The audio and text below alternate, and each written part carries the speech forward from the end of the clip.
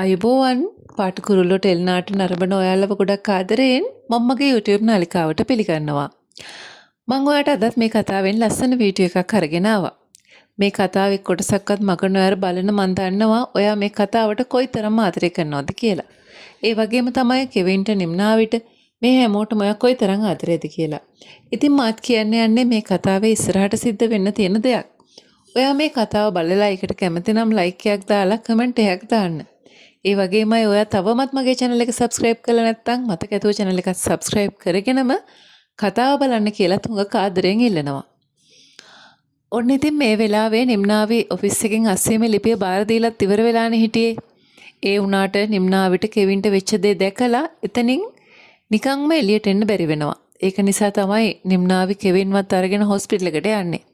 Hospital එකට ගියත් නිම්නාවි එතනිනුත් එන්නේ නැහැ. ඒ මොකද කෙවින්ව දාලා එන්න බැරි නිසා. නිම්නාවි කොයිතරම් කෙවින් එක තරහෙන් හිටියත් නිම්නාවිගේ හිතේ කෙවින් ගැන කොයිතරම් තරහක් තිබුණත් මේ අවස්ථාවේ නිම්නාවිට කොහොත්මත් කෙවින්ව තනි කරන්න බෑ. ඒ තමන් හුඟක් ආදරය කරපු කෙනා නිසා. කොහොමුණත් නිම්නාවි දන්නවා තමන්ට කොයිතරම් කෙවින් ආදරය කරන්න ඇද්ද කියලා. ඒක නිම්නාවි පිළිගන්න කැමති නැත්තේ මේ ප්‍රශ්නත් එක්කනේ. ඉතින් ඔන්න ওই විදිහට කියාට පස්සේ නිම්නාවි ගෙදරට ගිහිල්ලත් මේ හැම විස්තරයක්ම අම්මාත් එක්ක අප්පච්චිත් එක්ක කියාවේ.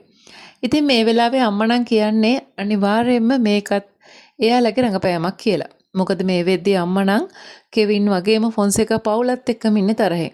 ඉතින් අම්මා කියන්නේම අනිවාර්යයෙන්ම මේකත් මෙයාලගේ රඟපෑමක්. ඒක නිසා ඔයා ඒවට අහු වෙන්න එපා. ඔයා දැන් එතනින් අයින් වෙලානේ ඉන්නේ. ඒ ගැන වැඩි හිතන්න එපා කියලා. කොහොමටවත් මේ වෙලාවේ නම් නිම්නාවි අම්මා කියන දේ නම් පිළිගන්න එකක් නැහැ.